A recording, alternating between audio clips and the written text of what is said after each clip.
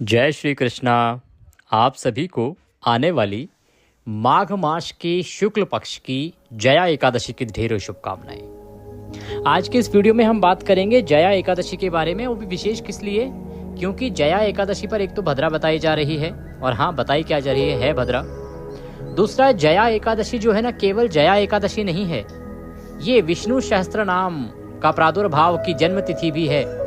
तो किस प्रकार से भीष्म एकादशी है और क्या आपको इस पे करना चाहिए विशेष, वो बताएंगे। इस एकादशी के जो नियम है ना, वो अन्य एकादशियों से कैसे भिन्न है, क्या अंतर है अन्य एकादशियों में और इस एकादशी में। भोग में क्या लगाना चाहिए आपको भगवान को, व्रत कैसे करना चाहिए, क्या चीज दान कर सकते हैं, क्या करना अपराध होता है, किस प्रकार से आपको नियमों का पालन करना चाहिए। इस एकादशी की पूजा विधि अन्य से किस प्रकार से भिन्न है, ये भी बताएंगे। वीडियो का उद्देश्य केवल इतना है कि देखिए, प्रत्येक एकादशी का ना एक अलग नियम होता है, और उसमें भी कुछ एकादशियां ऐसी होती हैं जो किसी विशेष ग्रंथ से जुड़ी होती हैं। जैसे कि ये एकादशी विष्णु सहस्त्र नाम, जो भी भगवान श्री हरि विष्णु के भक्त हैं सभी जानते हैं कि विष्णु सहस्त्र नाम अपने आप में इतना अद्भुत और इतना अधिक पावरफुल है कि उसके पाठ करने मात्र से आपके जीवन के अनेकों संकट दूर होते हैं, आपके जीवन की सभी मनोकामनाएं पूर्ण होती हैं। तो कैसे उनका प्रादुर्भाव हुआ था इस एकादशी पर, और क्या करना चाहिए इस एकादशी के दिन आपको पूजा के समय विशेष, जिससे कि आपको वह पुण्य प्राप्त हो सके। भीष्म पितामह से जुड़ी हुई किस प्रकार से है ये एकादशी, ये संपूर्ण जानकारी आपको प्रदान करेंगे। जो पारण में भिन्नता होगी, क्योंकि इस दिन भद्रा भी है, तो पारण पर क्या प्रभाव रहने वाला है, पारण कब करना है और कैसे करना है, ये संपूर्ण जानकारी आपको इस वीडियो के माध्यम से प्रदान की जाएगी। एकादशी कब है, केवल इतना बताना हमारा उद्देश्य कभी भी नहीं होता है, क्योंकि आप देख रहे हैं देवभूमि ज्योतिष संस्थान का प्रतिष्ठित यूट्यूब चैनल देवभूमि धार्मिक। ये ज्योतिष संस्थान का एक चैनल है, प्रतिष्ठित चैनल है। यहाँ पर हम जो भी जानकारी देते हैं ना, वो धर्मशास्त्र, ज्योतिष शास्त्र और पंचांग पर आधारित होता है। हम प्रत्येक एकादशी की बारीकियां जो है ना, वो आपको बताते हैं। प्रत्येक वीडियो में कुछ ना कुछ नया लेके आते हैं। एकादशी से संबंधित हमारे बहुत से वीडियोस आते हैं। पहले आता है एकादशी कब है, फिर उसकी पूजा विधि और अन्य से किस प्रकार से भिन्न है, क्या क्या चीज़ें जैसे जैसे बढ़ती हैं वैसे वैसे हम आपको विस्तार से बताते हैं। तो आज की इस वीडियो में किस किस पुराण में क्या क्या वर्णन मिलता है उसके बारे में आपको बताएंगे। कैसे आपको व्रत करना है ये बताएंगे, क्या गलतियां आपको नहीं करनी है ये बताएंगे। आइए वीडियो आरंभ करते हैं। भगवान श्री हरि की कृपा प्राप्त करने के लिए, व्रत की सफलता के लिए और दुखों को दूर करने के लिए कमेंट बॉक्स में अवश्य लिखें जय श्री हरि या ओम नमः भगवते वासुदेवाय। भगवान श्री हरि का यह मंत्र जब भी लिखा जाता है ना, तो उससे एक ऊर्जा उत्पन्न होती है, और वह ऊर्जा आपके जीवन में सकारात्मक परिवर्तन लाती है, आपके दुखों को दूर करती है और आपकी परेशानियों को समाप्त करती है। आइए आरंभ करते हैं आज का वीडियो। आने वाली जो एकादशी है, माघ का महीना चल रहा है, तो माघ मास का शुक्ल पक्ष की एकादशी होगी। नाम है जया एकादशी। आप में से बहुत से लोग जानते हैं, हम पहले भी आपको बता चुके हैं। जया एकादशी जो है, इसको भीष्म एकादशी भी कहा जाता है। भीष्म एकादशी ही नहीं, इसको विष्णु सहस्त्रनाम जयंती एकादशी भी कहा जाता है। इस दिन व्रत करने से, पूजन करने से सहस्त्रों राजसूय यज्ञ करने के बराबर फल प्राप्त होता है। ये जो एकादशी है, ये एक एकादशी इतना प्रताप रखती है कि यदि विधि के साथ इसका व्रत किया जाए, पूजन किया जाए, तो आपके 7 जन्मों के पाप नष्ट हो जाते हैं। कैसे होते हैं इसकी चर्चा करते हैं। देखिए, अब क्या होता है कि जब इस प्रकार की बातें आती हैं ना, तो बहुत से लोग ये कहते हैं कि क्या बेकार की बातें करते हो पंडित जी। अगर ऐसा है तो फिर लोग रोज पाप करेंगे और फिर वो एकादशी करके अपने पाप धो लेंगे। यहाँ समझने में थोड़ा सा अंतर है। 7 जन्मों के पाप धुल जाते हैं कैसे? यदि अनजाने में हुए पाप हों तो। इस प्लानिंग के तहत नहीं कि आप प्लानिंग कर लें कि ठीक है जी हम ये पाप कर लेते हैं, एकादशी कर लेंगे, धुल तो जाएंगी। ऐसा नहीं होता। ये तो छल हुआ ना भगवान के साथ। आप सोचिए ना, आप भगवान के साथ छल करेंगे, भगवान आपको क्षमा करेंगे क्या? दोष लगता है उल्टा। जानबूझ के यदि आप गलतियां करते हैं तो दोष लगता है। इसीलिए आप देखते हैं कि बहुत से जो लोग हैं ना, वो एकादशी का व्रत बहुत लंबे समय से करते आ रहे हैं, परंतु उन्हें फल प्राप्त नहीं हो रहे हैं। उनके दुखों का अंत नहीं हो रहा है। एक बात मैं आपको यहाँ बताना चाहूँगा कि ये जो एकादशी है ना, ये केवल मुक्ति का मार्ग नहीं है। एकादशी व्रत में इतनी शक्ति है, इतनी महिमा है कि यदि आप विधि से करें ना, तो ये एकादशी इसी जन्म में आपके जीवन को सफल बनाती है। जब तक आप जीवित रहते हैं, आपने अगर कथाएं सुनी होंगी एकादशी की, तो महात्म्य में वर्णन आता है कि मनुष्य एकादशी का व्रत करने के बाद, लोगों को ये गलतफहमी भी है बहुत सारे लोगों को कि ये तो मृत्यु के बाद के स्वर्ग प्राप्ति और मोक्ष की प्राप्ति के लिए है जी, इसका क्या लाभ। ऐसा नहीं है। एकादशी का जो फल है ना, वो इस प्रकार से है कि भगवान की कृपा से आप सभी ऐश्वर्यों को भोगते हुए अंत समय में वैकुंठ को प्राप्त करते हैं। ऐसा नहीं है कि ये जीवन ऐसे ही चलेगा और बस अंत समय में ही आपको उसका लाभ मिलेगा। एकादशी बहुत महत्वपूर्ण है साहब। ये आपके इसी जीवन को सुधार लाती है। आपको आर्थिक परेशानी है, इसी जीवन में दूर होंगी। आपको मानसिक परेशानी है, इसी जीवन में दूर होंगी। आपके संतान नहीं है, पुत्र नहीं है, इसी जीवन में प्राप्त होंगी। इतनी अद्भुत महिमा है साहब एकादशी की। पर कैसे? आपको लगन से व्रत करना होगा, नियम अनुसार व्रत करना होगा। छोटी छोटी त्रुटियां जो हो जाती हैं उनसे बचना होगा। दरअसल देखिए, एकादशी का जो व्रत है ना, वो केवल भूखे रहना मात्र नहीं है। आप सोचें कि आपने खाना नहीं खाया, अन्न त्याग कर दिया एक दिन के लिए और वो व्रत हो गया। नहीं, ये एक साधना है। साधना केवल भूखे रहना नहीं होती। साधना होती है मन से, साधना होती है तन से, अपनी भावनाओं पर नियंत्रण करके। जब आप इन सभी चीज़ों पर नियंत्रण करेंगे, तब आपको सिद्धि प्राप्त होती है। सिद्धि से अभिप्राय है हमारा भगवान की शक्ति प्राप्त होती है। तो भगवान का आशीर्वाद पाना इतना सरल नहीं है साहब। पर यदि आप विधि अनुसार पूजन करते हैं, नियमों का पालन करते हैं, तो भगवान स्वयं कहते हैं कि मैंने बहुत सरल मार्ग दिया है आपको। तो आइए पहले जान लेते हैं अब कि जो भगवान ने मार्ग बताया है, कैसे हमें पूजा करनी है आने वाली एकादशी की, कैसे संकल्प करना है, क्या नियम रहेंगे। उसके बाद हम चर्चा करेंगे कि किस प्रकार से इस दिन विष्णु सहस्त्र नाम का प्रादुर्भाव हुआ था और उसका क्या प्रभाव रहेगा आज के व्रत में, साथ ही भद्रा का क्या प्रभाव रहेगा। आपको सूर्योदय से पहले इस दिन उठ जाना चाहिए, जिस दिन आप व्रत कर रहे हैं। उठने के बाद जब आप स्नान करेंगे तो प्रयत्न कीजिएगा कि तिल युक्त जल में आप स्नान करें।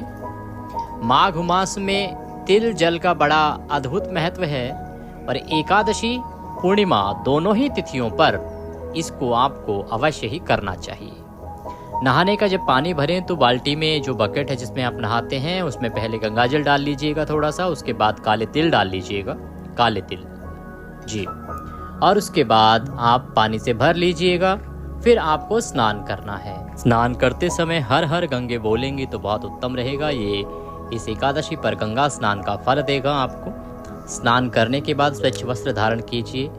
इस दिन आपको सूर्य को अर्घ देना चाहिए, बहुत उत्तम रहता है। अगर आप सूर्य को अर्घ दे रहे हैं तो उसमें थोड़ा सा रौली और थोड़े लाल पुष्प डाल लीजिएगा, उसके साथ आप सूर्य देव को अर्घ दीजिए। उसके बाद हम पूजन करेंगे। पूजन के लिए सामग्री एकत्र कर लीजिए। भगवान श्री हरि विष्णु का या तो कोई तस्वीर आपके पास हो या कोई चित्र आपके पास हो तो उत्तम है, और अगर प्रतिमा होगी कोई जिसका अभिषेक करा सके तो वह और भी उत्तम रहेगा। हम दोनों ही विधियां पूजा की यहाँ आपको बताएंगे कि अगर आपका चित्र तस्वीर आदि है तो कैसे करेंगे, और यदि आपके पास भगवान की कोई तस्वीर के अलावा प्रतिमा है तो आप किस प्रकार से पूजन करेंगे। सामग्री एक बार एकत्र कर लीजिए। सामग्री में भगवान की तस्वीर या प्रतिमा, एक लोटा लीजिएगा, पीतल या तांबे का हो तो उत्तम है। उसको मांझ के उसमें थोड़ा गंगा जल पहले डालिएगा, उसके बाद उसमें जल भर लीजिएगा। एक आचमनी ले लीजिएगा, आचमनी ना हो तो छोटा चम्मच ले लीजिएगा। पुष्प लीजिएगा, धूप लीजिएगा, दीप लीजिएगा। नैवेद्य के रूप में या तो आप कोई फल ले लीजिएगा। आपके पास तिल की कोई मिठाई हो तो बहुत उत्तम रहेगा नैवेद्य के रूप में भगवान को अर्पित करने के लिए। रौली, मौली, पान सुपारी, लौंग, इलायची, धूप, दीप, फूल पत्ते और फूलों की माला। इसके अलावा पंचामृत आप बनाइएगा। पंचामृत से इस दिन अभिषेक कराने का बड़ा महत्व है। ये जो भीष्म एकादशी है या कहें जया एकादशी, इस पे पंचामृत बनाइएगा। पंचामृत कैसे? पंचामृत के लिए थोड़ा सा कच्चा दूध, थोड़ा सा दही, थोड़ा सा घी, शहद और शक्कर, इन 5 चीज़ों को मिला के पंचामृत बना लीजिएगा। ये सारी सामग्री एकत्र करके आप रख लीजिए। आसन लगाइए, आसन लगा के बैठ जाइए। भगवान की कोई चौकी जिस पर आप पूजा करेंगे तो वह लगाइए। चौकी नहीं है तो कोई बात नहीं, आप पृथ्वी पर रखकर भी पूजन कर सकते हैं। भगवान भाव देखते हैं, स्थान कुछ भी हो सकता है। कैसे तस्वीर आदि को रखना है वो हम बताएंगे, तब स्थापित कीजिएगा। सारी सामग्री आपने एकत्र कर ली है। आप एक पुष्प लीजिएगा, पुष्प को जो लोटे में जल है उसमें डुबोइए। स्थान का पवित्रीकरण, जो सामग्री है उसका शुद्धिकरण, और अगर आपके पास और भी लोग बैठ के पूजन कर रहे हैं तो उन सभी पे आप जल छिड़किएगा। पुष्प को लोटे में डुबोइए और उससे जल के छींटे दीजिए। मंत्र हम यहाँ से बोलते हैं, ओम पवित्रो अपवित्रं सर्वांग वस्तांगतोपि वाम पुनरेकाक्षम सभयंतरः शुचि ओम। इस प्रकार से स्थान का पवित्रीकरण, शुद्धिकरण हुआ। अब हम सबसे पहले भगवान की स्थापना करेंगे। भगवान की स्थापना करने के बाद व्रत का संकल्प। भगवान की स्थापना करने के लिए भगवान को पहले आसन दीजिए। आसन के रूप में थोड़े से पुष्प वहां पर रख दीजिए और उसके ऊपर भगवान की तस्वीर या प्रतिमा स्थापित कीजिए। प्रतिमा यदि है तो प्रतिमा को किसी तांबे या पीतल के बर्तन में रखिएगा, क्योंकि हम भगवान का अभिषेक कराएंगे तो उसका जो जल है वो पृथ्वी पर ना गिरे, इसलिए आप उसको किसी पात्र में रखिएगा। एक कटोरी लीजिएगा, उसको भगवान की तस्वीर के सामने रख दीजिएगा। अब अपने आप को पूजा के योग्य बनाना होता है तो इसके लिए आप जल आचमनी करेंगे, हाथ धोएंगे। हम प्रोसेस बताते हैं आपको। जो चम्मच आपने लिया होगा, लोटे में चम्मच या जल आचमनी से अपने हाथ में जल लीजिए, हाथ धो लीजिए, हस्तो प्रक्षालनम। फिर आप सीधे हाथ में एक एक चम्मच जल लेके 3 बार जल पिएंगे। इसको जल आचमनी कहते हैं। हम मंत्र यहाँ से बोलेंगे, ओम माधवाय नमः, एक चम्मच जल लीजिए पी लीजिए। ओम केशवाय नमः, जल लीजिए पी लीजिए। ओम नारायणाय नमो नमः, जल लीजिए पी लीजिए। ओम ऋषिकेशाय नमो नमः, हस्तो प्रक्षालनम। हाथ धो लीजिए, हाथ जल लीजिए एक बार फिर से और हाथ धो लीजिए। अपने आप को तिलक कीजिए, मौली बांधिए। आपके साथ पारिवारिक जन भी यदि कोई पूजा में बैठे हैं, सबको तिलक कीजिए, मौली बांधिए। अब आप पूजा के लिए तैयार हैं। सबसे पहले व्रत का संकल्प करेंगे। संकल्प करने के लिए सीधे हाथ में जल लीजिए। 1 रुपये का सिक्का दक्षिणा के रूप में कम से कम रखिए। 3 बार बोलिए, ओम श्री विष्णु श्री विष्णु श्री विष्णु। अपना नाम, अपना गोत्र, जिस स्थान पर बैठकर आप संकल्प कर रहे हैं वहाँ का मकान नंबर, क्षेत्र का नाम, शहर का नाम, माघ मासे शुक्ल पक्षे जया एकादश्यायाम पुण्यतिथियो आयु आरोग्यता प्राप्त्यार्थाय, सुख संपत्ति प्राप्त्यार्थाय, पुत्र रत्न प्राप्त्यार्थाय एकादशी व्रत पूजनम संकल्पम संकरिष्ये। बोलिए सौ श्री विष्णु शरणौ शरणम प्रपद्ये। संकल्प भगवान के चरणों में अर्पित कर दीजिए। संकल्प करने के बाद धूप जला दीजिए, दीप जला दीजिए। भगवान का पूजन आरंभ करेंगे। सबसे पहले भगवान को पद्य अर्घ आचमनी अर्पित करेंगे।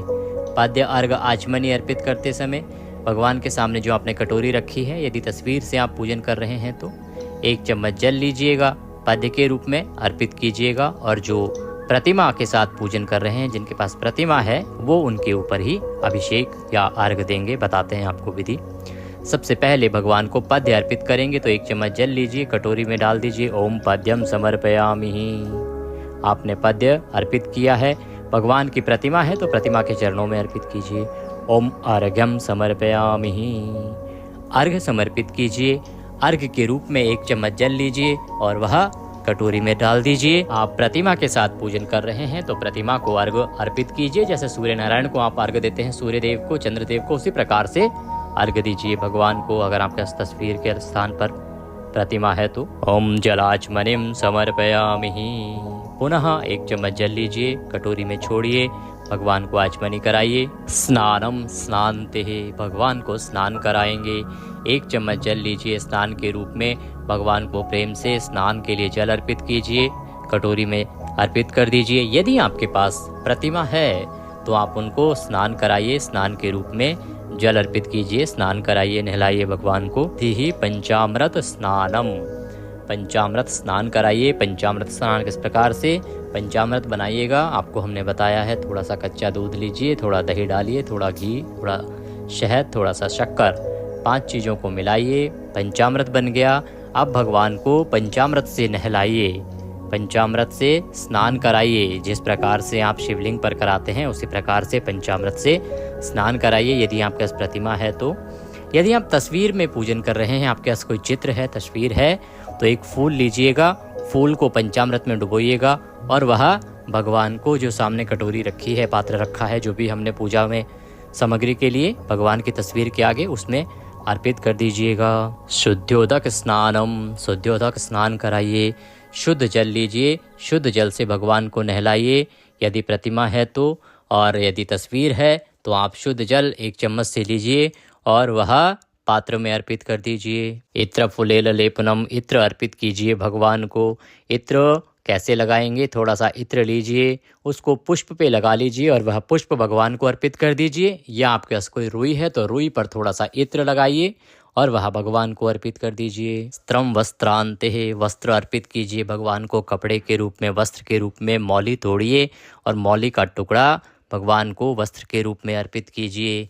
ये सब चीज़ें जब हम अर्पित कर रहे हैं ना, तो भाव रखिएगा। ऐसा नहीं कि बस एक फॉर्मेलिटी के लिए आप करे जा रहे हैं, नहीं नहीं। जब भी आप करें भगवान को भाव के साथ पूजन कीजिए। भगवान भाव देखते हैं, भाव से वो भाव रखिए। जब आप स्नान करा रहे हैं, बेशक आप 1 चम्मच से जल डाल रहे हैं, भाव ऐसा रखिए कि आप भगवान को साक्षात स्नान करा रहे हैं। न जाने कितना जल है आपके पास और आप उससे भगवान को स्नान करा रहे हैं। इस प्रकार से, इस भाव से भगवान का पूजन कीजिए। मौली ना देखिए, वो समझिए कि आप भगवान को वस्त्र अर्पित कर रहे हैं। वस्त्रम वस्त्रांते, तिलकम तिलकांते, अक्षतम पान्तु। भगवान को तिलक लगाइए, तिलक लगाइए, चंदन लगाइए, तिलक लगा के पुष्पाणि पान्तु, पुष्प अर्पित कीजिए। फूलों की माला है तो माल्यार्पण कीजिए भगवान को, फूलों की माला पहनाइए। धूपम दर्शयामि दीपम दर्शयामि, धूप दिखाइए भगवान को और दीप दिखाइए भगवान को। घी का दिया जो आपने आगे जला के रखा होगा, भगवान को दीप दिखाइए। सब करते समय आपको कोई मंत्र ना आता हो तो सबसे बड़ा मंत्र है ओम नमः भगवते वासुदेवाय, ओम नमः भगवते वासुदेवाय। यह मंत्र जपते जाइए और भगवान को अर्पित करते जाइए। दीप दिखाने के बाद नैवेद्यम समर्पयामि, नैवेद्य अर्पित कीजिए। नैवेद्य के रूप में तिल से बनी हुई कोई मिठाई आपको अर्पित करनी है। तिल के लड्डू हो सकते हैं, तिल खोवे के लड्डू हो सकते हैं, तिल कुटा हो सकता है, या तिल से बनी हुई गजक आदि भी आप अर्पित कर सकते हैं। तिल से बनी हुई कोई मिठाई भगवान को अर्पित कीजिए। जलाचमनी कराइए, जलाचमनीम समर्पयामि, जलाचमनी कराइए भगवान को।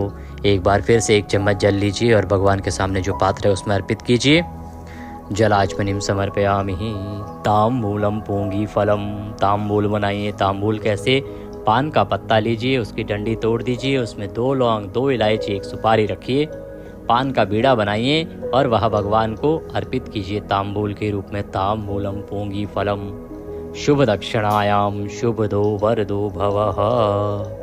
शुभ दक्षिणा, कोई भी दक्षिणा के रूप में जो भी राशि आपके पास रखना चाहें आप, वह राशि भगवान को अर्पित कीजिए दक्षिणा के रूप में। वो दक्षिणा स्वरूप आप भगवान को जो राशि रखना चाहें वह अर्पित कीजिए। भगवान को नमस्कार कीजिए। नमस्कार करने के बाद इस प्रकार से आपने यह भगवान का इस एकादशी का पूजन किया है। विधान भिन्न है, अभी तक आपने जो एकादशी पिछली की थी उनसे थोड़ी सी अलग विधि है। इस विधि को अपनाइएगा। इतना ही नहीं है, इसमें अब आपको कथा तो सुननी ही है। आप एकादशी की कथा सुनिएगा। एकादशी की कथा में विशेष रूप से ध्यान रखिएगा कि सही कथा ही आप सुने, ऑथेंटिक कथा ही आपको सुननी चाहिए। सही कथा सुनने के साथ साथ इस दिन आपको विष्णु सहस्त्र नाम का पाठ करना चाहिए, अन्यथा सुनना चाहिए। दोनों ही चीज़ें आपके इसी चैनल पर अपलोड कर दी जाएंगी समय से पहले, तो आप उनको सुनना ना भूलिएगा। इसी चैनल पर इसलिए क्योंकि सही कथा और सही विष्णु सहस्त्र नाम सुनना बहुत आवश्यक है।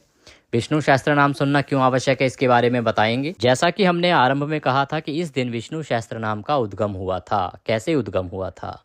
देखिए, जब महाभारत का युद्ध चल रहा था, भगवान श्री कृष्ण ने उपदेश दिया गीता का महाराज अर्जुन को, लेकिन महाराज अर्जुन के जीवन में युद्ध तो उन्होंने किया, परंतु भगवान श्री कृष्ण के प्रति उनका जो भाव था वह परिवर्तित नहीं हुआ। भगवान श्री कृष्ण ने उन्हें इतना बड़ा दृश्य दिखाया और तदोपरांत भी वो भगवान श्री कृष्ण के साथ गुरु जैसा बर्ताव नहीं कर पाए। उन्हें कभी ऐसा एहसास ही नहीं हुआ कि भगवान श्री कृष्ण ने उनके लिए क्या किया है, क्या मार्गदर्शन दिया है।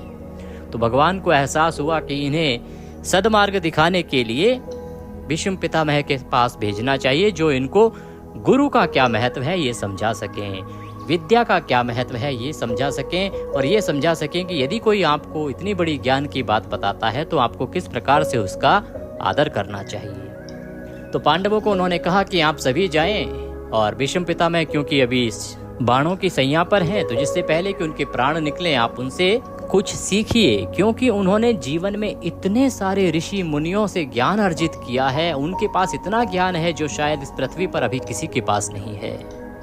इसीलिए सभी पांडव जाते हैं, उनसे निवेदन करते हैं। तदोपरांत भगवान श्री कृष्ण उनसे निवेदन करते हैं कि वो अपने ज्ञान सागर से पांडवों का उद्धार करें।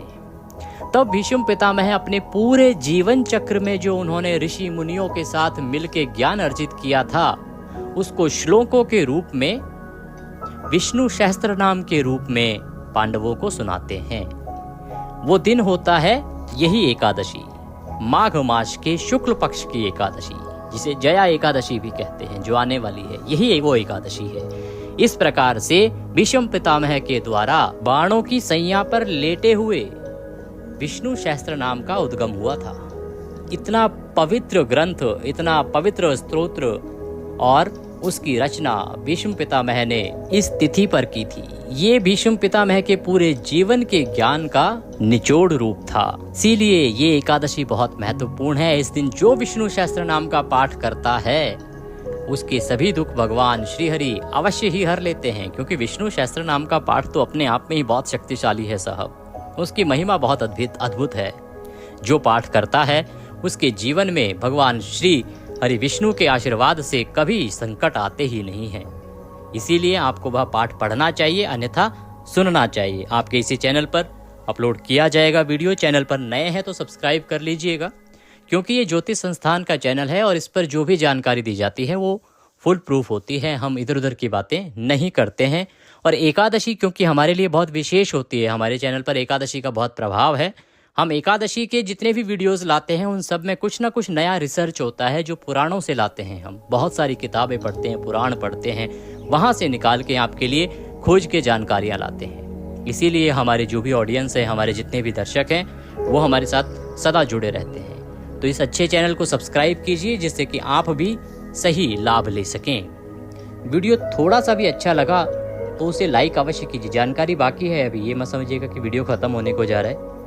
जरा सा भी अगर अच्छा लगे तो लाइक अवश्य कीजिएगा, क्योंकि आपका एक लाइक हमारे लिए बहुत महत्वपूर्ण है। बड़े प्रयत्न किए जाते हैं, हम बहुत रिसर्च करते हैं, बहुत मेहनत करते हैं। जब आप एक लाइक करते हैं तो हमें संतुष्टि होती है कि हमारी मेहनत सही दिशा में है। इस प्रकार से विष्णु सहस्त्र नाम और कथा सुनिएगा। कथा सुनने के बाद आरती कीजिएगा। दिन को नियमों के अनुसार व्यतीत कीजिएगा। दिन के नियम क्या हैं? ब्रह्मचर्य का पालन है, मन से शुद्ध है, तन से शुद्ध है, किसी भी प्रकार की जो भाषा है उस पर नियंत्रण रखना है आपको, किसी के साथ उलझना नहीं है, मन पर संयम रखना है, वाणी पर संयम रखना है, और संयम रखते हुए दिन व्यतीत कीजिए। सायंकाल को कीर्तन कीजिए, रात्रि को जागरण कीजिए। अगले दिन सुबह पारण के लिए सूर्योदय से पहले उठिए। उठने के बाद स्नान आदि करके और उसके बाद आप भगवान का पूजन करेंगे। पूजन करने के बाद आप व्रत का पारण करेंगे।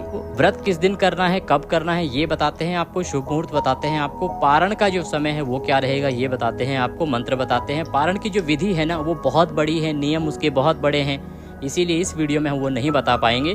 कृपया उसके लिए हमारा पारण विशेष वीडियो आप अवश्य देखिएगा, जो एकादशी व्रत वाले दिन हम आपके लिए अपलोड करते हैं। एकादशी तिथि की बात करें तो एकादशी जो तिथि है वो आरंभ हो रही है 7 फरवरी की रात्रि को 9:26 पर, और ये 8 फरवरी की रात्रि को 8:15 पर समाप्त होगी। ऐसे में 8 फरवरी को सूर्य के मुख से एकादशी है और द्वादशी युक्ता भी होगी। तो 8 फरवरी को आप व्रत करेंगे, 9 फरवरी को पारण करेंगे। पारण के लिए शुभ समय रहेगा सुबह 7:08 से और 9:20 तक। इस दिन भद्रा भी है और भद्रा का योग भी है, लेकिन ये जो भद्रा है ना, इसका वास जो है वो स्वर्ग में है, इसीलिए इस भद्रा का कोई प्रभाव नहीं रहेगा। तो आप किसी प्रकार की चिंता ना करें। और कहीं भी अगर आपको लगे कोई वीडियो ऐसा बनाया जा रहा है तो आप उसको ना देखें, क्योंकि भद्रा तो है परंतु ये स्वर्गलोक की भद्रा है, इससे कोई नुकसान पृथ्वी पर नहीं। तो बिना किसी चिंता के भगवत कृपा प्राप्त करने के लिए इस विधि से पूजन कीजिए, भगवान का आशीर्वाद आपको अवश्य ही प्राप्त होगा। व्रत की सफलता के लिए कमेंट बॉक्स में अवश्य लिखें जय श्री हरि या ओम नमः भगवते वासुदेवाय। भगवान सबका कल्याण करें। जय श्री